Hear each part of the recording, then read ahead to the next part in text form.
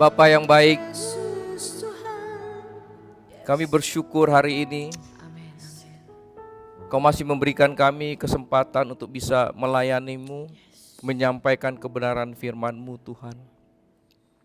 Kami sangat percaya di mana 2-3 orang berkumpul Engkau ada bersama-sama dengan kami. Kami lebih dari itu. Dan kami mohon urapan-Mu menyertai kami semua, terutama menyertai semua sahabat-sahabat LTVC dimanapun mereka berada. Biarlah mereka menerima urapan yang baru, berkat yang baru, kasih karunia yang baru. Terima kasih Tuhan, sebentar kami akan duduk diam mendengarkan kebenaran firman-Mu. Biar Roh Kudus yang memberikan pengertian, memberikan pencerahan agar kami mengerti akan firman-Mu yang disampaikan. Di dalam nama Tuhan Yesus kami berdoa dan mengucap syukur. Mari yang percaya sama-sama katakan amin, haleluya. Tuhan Yesus berkati. Shalom semuanya, apa kabar?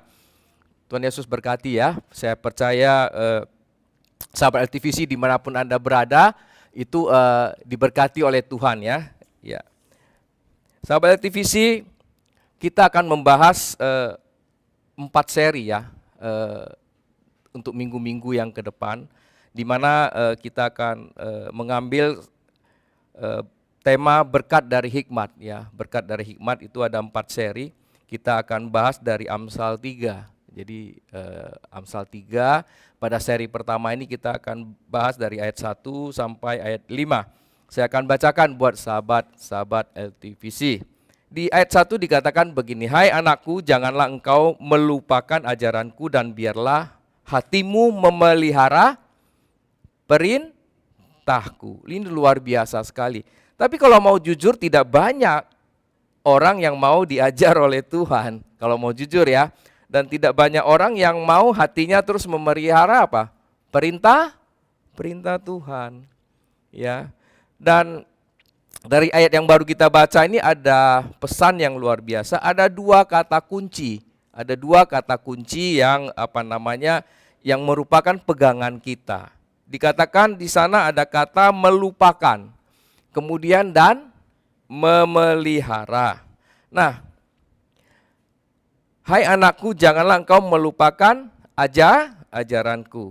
Nah, kata ajaran di dalam ayat ini ke dalam bahasa aslinya adalah Torah ya. Nah, memiliki beberapa arti. Jadi artinya itu bisa direction ya, bisa arah, bisa instruksi atau instruction, dan bisa hukum. Jadi hai anakku, janganlah engkau melupakan ajaranku. Bisa dikatakan hai anakku, janganlah engkau melupakan arah yang aku berikan kepadamu. Janganlah engkau melupakan instruksi yang aku berikan kepadamu, kata Tuhan. Janganlah melupakan apalagi hukum yang kuberikan kepadamu. Jadi artinya cukup dalam, bukan hanya sekedar kata ajaran. Nah, pesan ini jelas mengingatkan kepada kita orang percaya untuk apa? Tidak melupakan apa? Direction ataupun arah yang Tuhan berikan kepada kita. Tidak melupakan instruksi yang Tuhan berikan kepada kita. Tidak melupakan hukum yang Tuhan berikan kepada kita. Mudah? Ya jujur tidak mudah sahabat LTVC ya. Ya. Arah ini penting dalam kehidupan kita. Setiap orang kalau bangun pagi aja mau keluar rumah itu yang dilihat apa? Google Map, supaya macetnya di mana, lancarnya di mana ya. Ini sangat penting. Salah arah, salah tujuan. Lupa arah, tidak mencapai tujuan. Tapi coba renungkan, seberapa sering kita salah arah dan kita lupa arah. Yang sering terjadi juga pernah ada di berita, pesawat aja landingnya bisa salah airport. Itu sudah pakai alat yang canggih. Ya, ada petunjuk, bisa ada komunikasi antara tower dengan pilot, itu pun bisa salah landing. Ya pernah kejadian di Sumatera Utara ya kalau tidak salah, waktu itu airport lama masih ada, terus dibangun airport baru. Udah jadi semuanya, tapi airport lama masih berfungsi, ada pesawat salah landing. Landingnya di airport yang baru, tapi belum ada orangnya. Akhirnya dia terbang lagi, dia landing di airport yang lama. Demikian juga pernah mau landingnya misalnya di Surabaya, landingnya di NTT, bisa juga begitu ya. Ini pernah terjadi. Demikian juga hidup kita. Rencananya pengen jadi pengacara, jatuhnya jadi akuntan. Ya macam-macam lah ya. Jadi bisa salah arah. Nah, dalam kehidupan kita, apabila kita salah arah, tidak cepat dikoreksi, terlalu lama baru dikoreksi, itu sangat apa? Menyakitkan kita sendiri, ya, menyakitkan kita sendiri. Nah, saya pun pernah mengalami salah arah dalam hidup ini. Kenapa? Hari ini saya bisa berkhotbah, saya juga bertanya-tanya pada diri saya, kalau saya tahu hari ini saya berkhotbah, waktu saya tamat SMA udah saya sekolah aja jadi hamba Tuhan deh. Tapi kan, wow, renung-renung kan, ya kok begitu ya? Hari ini saya bisa berkhotbah, dulunya kan saya enggak, punya pemikiran sendiri yang lain. Oleh sebab itu matching antara pemikiran Tuhan dengan kita itu sangat penting. Nah, tapi ingat, walaupun salah arah, itu Tuhan selalu memberikan kesempatan kepada kita untuk kembali kepada arah yang benar. Jadi Tuhan itu sangat baik, sungguh amat baik buat kita. Jadi kalaupun salah arah, sahabat-sahabat LTVC dimanapun Anda berada, enggak perlu kecewa. Enggak perlu nyalain diri sendiri, enggak perlu merasa gagal, ya. Enggak perlu mikir, aduh aku sudah tidak ada harapan lagi, sudah susah, sudah no hope. Enggak usah sahabat LTVC. Tuhan selalu memberikan kesempatan kepada kita, Tuhan selalu mau mengangkat kita kepada level yang lebih tinggi. Karena Tuhan sayang anak-anaknya. Mati pun dia mau, jangankan cuma sekedar berkat, ya. Berkat itu kecil bagi Tuhan. Yang penting kita jangan terjebak dalam masa lalu. Jadi kita nggak move on, istilah anak muda sekarang. Jadi kita harus maju terus. Jadi salah itu bisa saja terjadi dalam kehidupan kita. Apabila kita lagi galau, ya, lagi pusing, ya bisa aja membuat keputusan yang salah, ya, masuk di jalan yang salah. Tetapi jangan kecewa, Tuhan selalu menolong kita. Nah, bicara tadi direction, bicara arah, itu sebenarnya bicara jalan dalam hidup kita. Jalan mana yang kita harus pilih? Kan ada lagunya, jalan mana yang harus engkau pilih kan? Nah, ku tahu ku tak sanggup ya, ku tahu ku tak mampu ya. Itulah ada lagunya buat kita. Tetapi bicara arah, bicara jalan ya. Kalau kita berjalan tentunya kalau pada malam hari harus ada terang. Kalau tidak ada terang, tidak bisa sampai tujuan. Makanya Yesus katakan di Yohanes 8 ayat 12, sahabat LTVC. Dia berkata begini, akulah terang dunia. Barang siapa mengikut aku, ia tidak akan berjalan dalam kegelapan, melainkan ia akan hidup dan dia akan mempunyai terang hidup. Itu Yohanes 8 ayat 12. Ada jaminan sebenarnya dari Tuhan. Nah, ayat 1 tadi jangan melupakan ajaranku ya, memeliharanya. Itu artinya apa? Artinya kita diminta dengarkan firman Tuhan, ikutin jalan Tuhan supaya apa? Kita tidak masuk di jalan yang gelap, karena itu berbicara direction ya. Bicara arah kepada kita, bicara jalan. Nah, Yesus juga katakan di Yohanes 14 ayat 6, akulah jalan dan kebenaran dan hidup. Tidak seorang pun yang datang kepada Bapa kalau tidak melalui aku. Jadi jaminan itu di Alkitab sebenarnya buat anak-anak Tuhan itu banyak sekali. Kita tidak perlu ragu akan Tuhan ya. Jaminan itu banyak buat kita untuk bisa hidup dengan sukacita, dengan damai sejahtera. Yang menjadi pertanyaan, apakah kita mau ikut? Nah, tadi dikatakan arti yang pertama itu ada direction. Nah, arti yang kedua itu instruction ya, instruksi.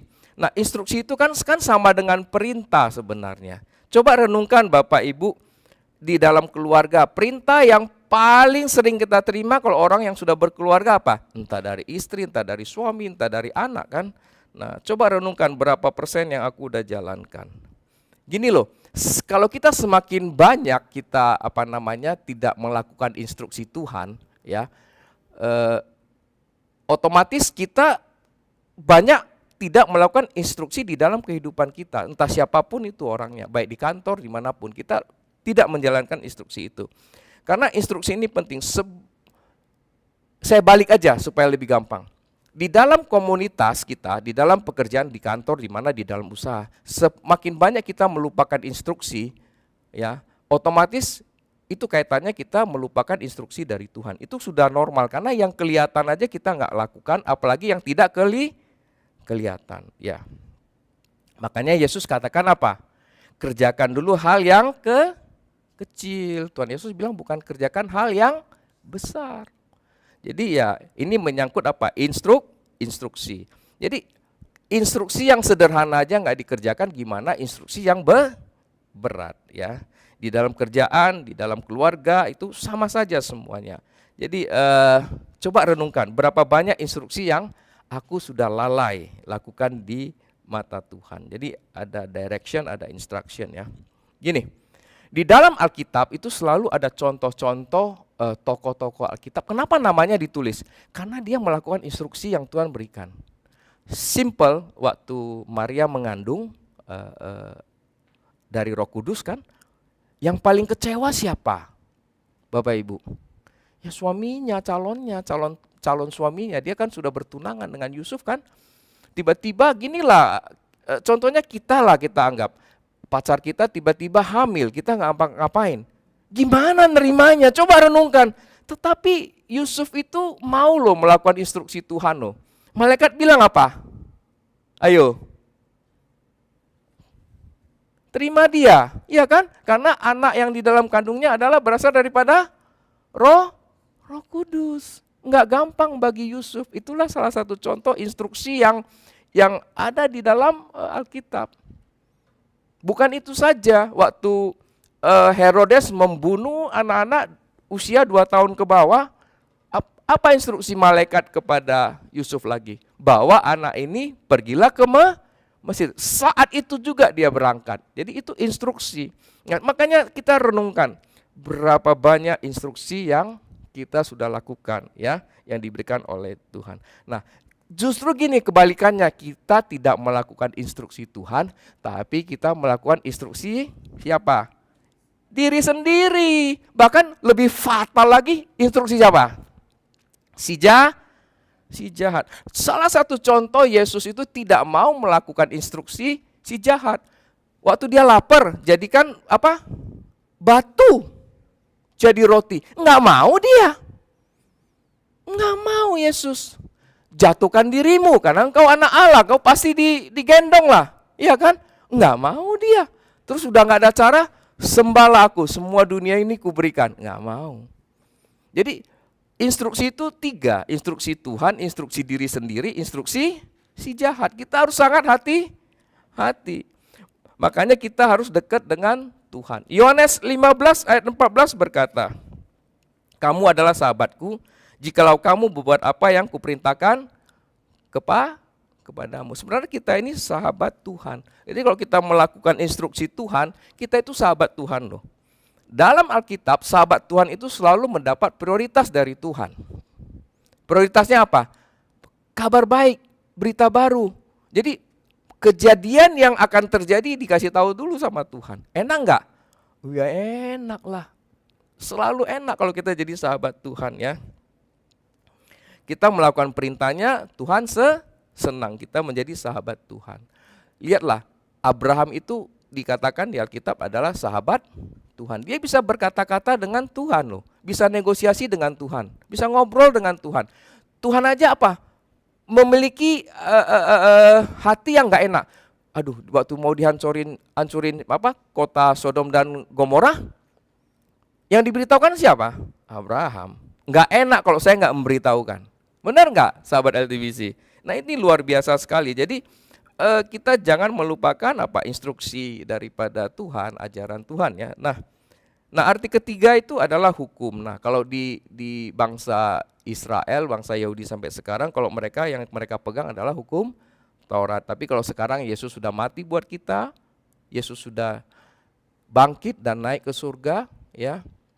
Tentunya ya kita memiliki hukum kasih karunia yang baru, bukan hukum Taurat yang dipegang. Karena hukum Taurat 10, 1 aja nggak dilakukan kita sudah Salah, nggak mungkin kita bisa lakukan semua, tapi ada hukum kasih karunia yang membenarkan kita, menguduskan kita, membawa kita kepada kehidupan yang kekal. Nah, sahabat LTVC yang dikasih Tuhan, kita selalu menerima kabar baik dari Tuhan karena Tuhan sudah berkorban untuk kita semua, ya.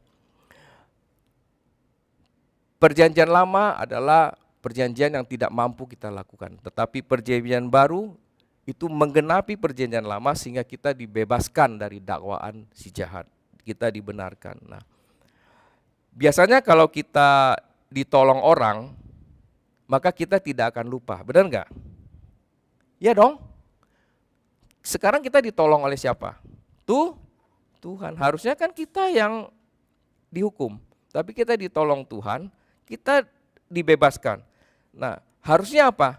Kalau kita ditolong oleh Tuhan, kita ingat kita melakukan instruksi Tuhan. Itu paling penting, ya. Kita mengikuti jalan Tuhan dan jangan melupakan jalan Tuhan. Ini paling penting buat kita. Padahal ini sangat sederhana sekali. Ingat saja Tuhan pernah tolong kita, ya. Nah, selanjutnya di ayat 1 ini mengajarkan kepada kita agar kita memelihara apa? Perintah Tuhan. Ya, perintah Tuhan itu sama dengan firman Tuhan, ya. Ya, memelihara perintah Tuhan adalah sama dengan memelihara firman Tuhan, ya. Kita mudah mengerti, ya, firman Tuhan yang kita baca. Tetapi kadang-kadang untuk melakukannya agak sulit, ya. Pada diam semua.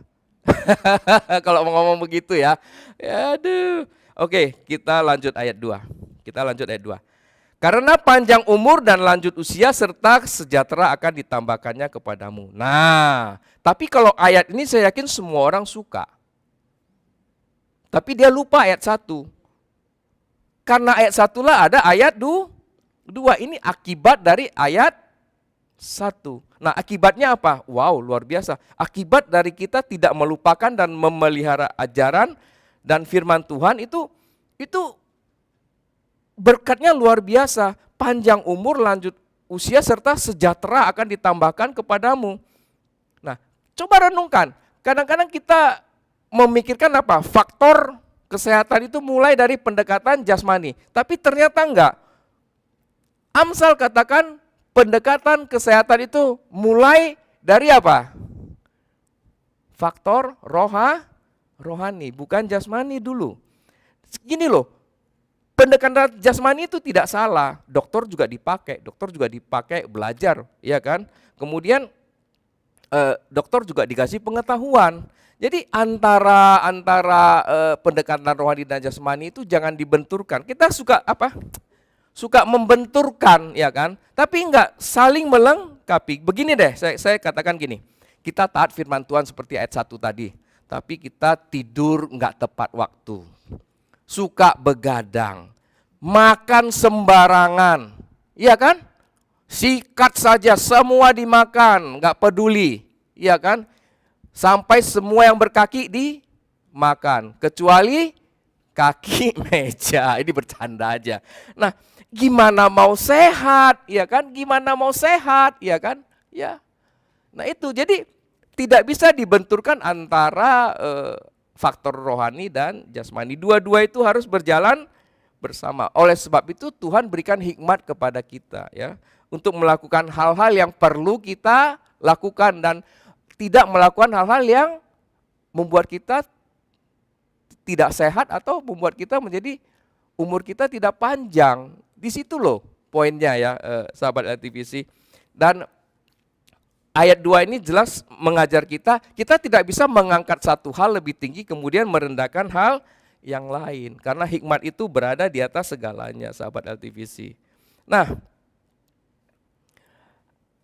panjang umur dan lanjut usia itu adalah anugerah Tuhan menurut ayat ini, ya. Karena itu jaminan. Nah, walaupun sudah tua tetap sejahtera. Katanya lanjut usia serta apa? Sejahtera diberikan kepada kita. Nah, ternyata kata sejahtera ini dalam bahasa aslinya adalah shalom. Shalom, Bapak Ibu. Nah, arti shalom itu apa? Ada damai, ada kemakmuran, ada kesehatan. Bayangin 3 hal ini, ada damai. Siapa sih nggak mau kalau di dalam kehidupannya ada damai terus, di keluarganya ada damai terus, apalagi ada kemakmuran, artinya kita hidup dalam keadaan apa? Serba kelimpahan dari Tuhan, dan itu jaminan Tuhan loh. Di Amsal dikatakan luar biasa kan? Baru kesehatan, ya itu luar biasa. Nah, Amsal 17 ayat 22 katakan hati yang gembira adalah obat yang manjur. Luar biasa sekali, obat yang manjur. Nah, ada banyak ayat firman Tuhan yang memberikan jaminan kita panjang umur. Kebalikannya apa? Kita suka mengurangi firman Tuhan. Jadi berkuranglah umur nggak bercanda, nggak ada hubungan. Jadi ya, jaminan buat kita itu luar biasa ya. Artinya beginilah, kita jangan sering mengabaikan firman Tuhan. Cuman sederhana itulah, jangan sering mengabaikan firman Tuhan. Nah, mengabaikan firman Tuhan yang sederhana aja, saya bilang yang sederhana aja apa? Terjadi kita suka bertengkar. Iya kan, kita suka bertengkar, kadang-kadang kita sakit hati, tidak mau mengampuni, ya. Itu sama dengan apa? Sudah mengurangi firman. Kan Tuhan bilang ngampunilah kan? Kita nggak mau kita kurangin firman Tuhan. Jadi kita jangan biarkan apa? Jangan biarkan si jahat itu mengambil bagian dalam hidup kita, ya. Nah, secara singkat aja ayat 2 saya katakan kesalahan yang akan memperpanjang hidup kita. Luar biasa sekali. Nah, ayat 3 dikatakan begini, janganlah kiranya kasih dan setia meninggalkan engkau. Kalungkanlah itu pada lehermu, tuliskanlah itu pada loh hatimu. Kebenaran firman Tuhan memang harus kita taruh di dalam hati kita, kemudian aplikasinya kelihatan, artinya luar dan dalam. Dikalungkan di leher artinya bisa dilihat orang. Kalau ditaruh di dalam hati kita yang tahu, artinya luar dan dalam. Bagaimana ya caranya ya? Coba renungkan, bagaimana ya caranya ya? Kita taruh di dalam hati kita, terus kita kalungkan, ya. Dikalungkan itu artinya orang lihat, oh ini benar-benar anak Tuhan. Orang bisa lihat dari kehidupan dia sehari-hari. Nah, kalau di dalam hati di Mazmur 45 ayat 2 katakan, hatiku meluap dengan kata-kata indah, aku hendak menyampaikan sajakku kepada raja. Lidahku ialah pena seorang juru tulis yang mahir. Nah, hati kita ini memegang peranan, ya. Jadi di dalam hati kita itu meluap dengan kata-kata yang benar selalu. Kita ini memang menjadi subjek dari pelaku firman Tuhan. Maka kasih ataupun belas kasihan dan kesetiaan tetap ada dalam hidup kita. Belas kasihan itu bicara kita mengasihi sesama, dan kesetiaan bicara mengasihi Tuhan. Ya. Dan kita lanjut ayat 4. Maka engkau akan mendapat kasih dan penghargaan dalam pandangan Allah serta manusia. Nah, ayat 4 ini adalah hasil dari ayat 3 tadi. Nah, ayat 3 tadi dikatakan, saya ulang ya, saya baca. Janganlah kiranya kasih dan setia meninggalkan engkau, kalungkanlah itu pada lehermu, tuliskanlah itu pada loh hatimu. Ya. Nah, ayat 4 dikatakan, maka engkau akan mendapat kasih dan penghargaan dalam pandangan Allah serta manusia. Ini luar biasa sekali. Ayat 4 ini kembali adalah hasil daripada ayat 3, bicara perkenanan Tuhan. Dalam bahasa aslinya diterjemahkan ke dalam bahasa Inggris adalah high esteem favor. High esteem favor. Ini sesuatu yang sangat tinggi nilainya. Banyak orang ingin perkenanan Tuhan tetapi tidak melakukan apa yang firman Tuhan katakan, ya. Ayat 3 tadi mengatakan bukan hanya melakukan tetapi menyimpannya di dalam hati. Artinya menerima dan mencintai firman Tuhan dan melakukannya dengan menyenangkan hati Tuhan. Perkenanan Tuhan muncul dari hikmat dan dikalungkan dan berada di dalam hati kita. Ini luar biasa sekali. Hikmat Tuhan diakui oleh manusia dan oleh Tuhan. Kita dikenan manusia, dikenan oleh Tuhan. Kadang-kadang dalam praktek kehidupan sehari-hari kita cuma mau dikenan oleh Tuhan. Kadang-kadang kita nggak mau dikenan oleh manusia. Itulah yang membuat kita apa? Kehidupan kita tidak balance. Kita merasa kita menyenangkan hati Tuhan, Kita tidak mau menyenangkan hati sesama kita. Nah, itu juga tidak balance dalam kehidupan kita. Ayat ini berkata, Tuhan berkenan terhadap kita, manusia berkenan terhadap kita. Jadi hikmat itu membuat kita bisa diterima di mana saja. Jadi kalau kita bisa diterima Tuhan, kemudian nggak diterima manusia, itu bukan hikmat, ya, bukan hikmat dari Tuhan. Kita harus bisa diterima oleh dua-duanya. Nah, Tuhan punya cara agar kita bisa dikenan, ya. Pada saat belas kasihan dan kesetiaan terukir dalam hati kita, maka ada reward dari Tuhan dan award dari manusia, ya. Reward yang Tuhan berikan adalah perkenanan, ya. Di dalam bahasa aslinya, ya, itu juga mengandung kata grace. Selain perkenanan, ada kasih karunia yang terus-menerus diberikan kepada kita. Kasih karunia dan perkenanan manusia dan Tuhan. Pada level perkenanan perlu komitmen. Orang banyak mau perkenanan tapi tidak mau berkomitmen, ya. Kita mau perkenanan Tuhan tapi kita tidak mau berkomitmen. Jadi di dalam perkenanan Tuhan itu ada komitmen, ya. Ada komitmen yang kita harus lakukan, baik terhadap sesama maupun kepada Tuhan. Sahabat TVC dimanapun Anda berada, pada saat kita mengalungkan di dalam leher kita, kemudian di dalam batin kita, di dalam hati kita, itu ada kebenaran firman Tuhan yang terpancar. Perkenanan Tuhan itu turun atas kita. Kita tidak perlu minta. Ya, kalau saya katakan, ya, Yesaya menulis, waktu itu bangsa Israel berpuasa, Yesaya menulis mengatakan, Tuhan bilang bukan puasa itu yang aku minta sebenarnya. Jadi kadang-kadang kita memaksa Tuhan untuk supaya bisa berkenan, memaksa Tuhan untuk memberikan sesuatu kepada kita. Sebenarnya kalau ayat ini kita baca, tidak loh, otomatis. Berkat itu otomatis semua. Ya, kita hanya mengalungkan tadi seperti ayat 3 tadi. Mengalungkan firman Tuhan di leher kita, kemudian di dalam hati kita. Itu otomatis Tuhan berikan. Perkenanan itu datang sendiri dari Tuhan. Berkat itu datang sendiri dari Tuhan, ya. Jadi tidak perlu kita kejar sebenarnya kalau ayat ini, ya. Nah, kita masuk di ayat yang terakhir. Percayalah kepada Tuhan dengan segenap hatimu dan janganlah bersandar kepada pengertianmu sendiri. Ayat ini menegaskan ke ayat 4 bahwasanya kita tidak bisa mendapatkan perkenanan Tuhan dengan pengertian kita sendiri, dengan cara kita sendiri. Tetapi kita mengabaikan firman Tuhan, ya. Firman Tuhanlah yang menuntun kita untuk mendapatkan perkenanan Tuhan, ya. Pengertian sendiri masih setara dengan hikmat dunia. Yang diperlukan untuk perkenanan adalah hikmat Tuhan. Makanya di Amsal 2 ayat 6 berkata begini. Dari mulut Tuhan datang hikmat, pengertian dan pengetahuan. Dan Amsal 14 ayat 12 berkata, ada jalan yang disangka orang lurus tetapi ujungnya maut. Nah, jadi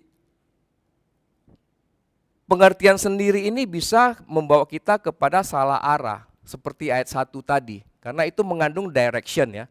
Direction itu arah, ya. Kemudian instruction itu. Jadi kita bisa salah mengerti instruksi Tuhan, salah mengerti direction Tuhan, salah mengerti hukum Tuhan. Pada saat kita memakai pengertian kita sendiri. Saya ulang, saya baca. Percayalah kepada Tuhan dengan segenap hatimu, janganlah bersandar kepada pengertianmu sendiri, ya. Kita bisa melihat orang-orang yang berkenan di hadapan Tuhan, itu diberkati Tuhan luar biasa di Alkitab. Mereka tidak perlu susah payah untuk mencarinya, karena itu jaminan daripada Alkitab, ya. Karena pengertian sendiri itu pada akhirnya akan membawa bencana. Kisah di Alkitab, di Kejadian, Hawa itu menggunakan pengertian sendiri saat dia ingin memakan buah itu? Buah pohon pengetahuan baik dan jahat, ya.